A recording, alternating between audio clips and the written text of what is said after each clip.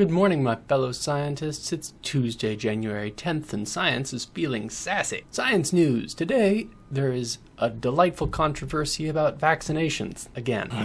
We've managed to eradicate polio in almost the entire world, eradicated smallpox. If you ever want to see something truly and utterly horrific, look up pictures of small children with smallpox.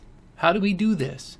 We do this with vaccines. As of 2017, we do not have the equivalent of an antibiotic for viruses.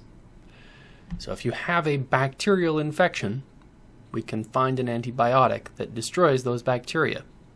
If you have a viral infection, you get to wait it out. With the aid of a vaccine, your body can effectively clear a viral infection rapidly, as opposed to having to build up the immunity by exposure to the acute infection. I was taught this as a small boy. This was common knowledge.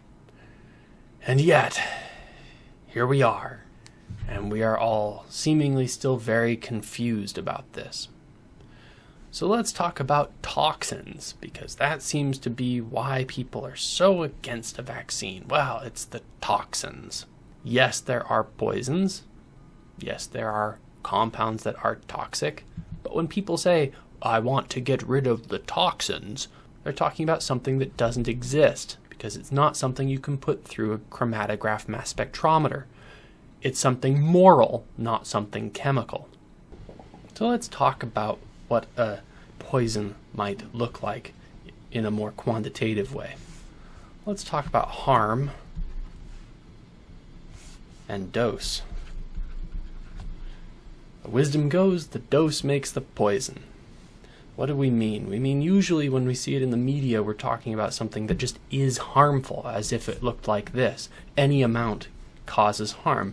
But of course that can't be true, because at zero dose, we would expect to have zero harm. So if nothing else, we should expect a graph to hit zero harm at zero dose. This is what we call linear no threshold.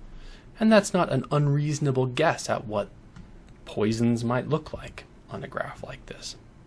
However, we know that some substances don't behave this way. It's clear that some substances behave more like this, where they have very little or no harm at low doses, and some harm at higher doses. This is what we call a threshold model, and many over-the-counter drugs behave this way. As long as you're taking them at a prescribed level, they're totally safe. If you take an overdose, they cause harm. Still, other substances can have a curve that looks more like this,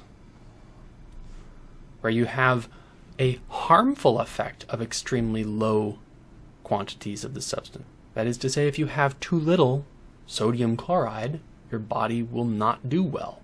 That causes harm. If you have too much sodium chloride, if you overdose on it, it will cause you harm. But at a certain level, it doesn't just not cause harm, but is actually good for you. Still, other substances have an entirely different curve. At very low doses, they cause some benefit, and then at high doses, they cause harm. This is called hormesis. So when people start talking about toxins, I start talking about graphs. What graph does this chemical that you presume to be a toxin obey? Does it have a hormetic effect?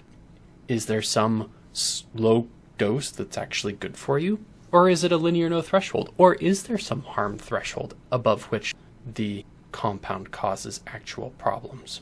The doctor at the Cleveland Clinic who stirred up this controversy has since issued an apology, and his clinic says that they are going to discipline him. I hope they mean with a rubber hose. But I digress. No one needs to hear me rant. This all makes me think of the circle of influence and the circle of concern. Stephen Covey described that in his book, The 7 Habits of Highly Effective People. And nerdy as it is, I actually think it fits this scenario, and I'd like to talk about that. Tune in tomorrow.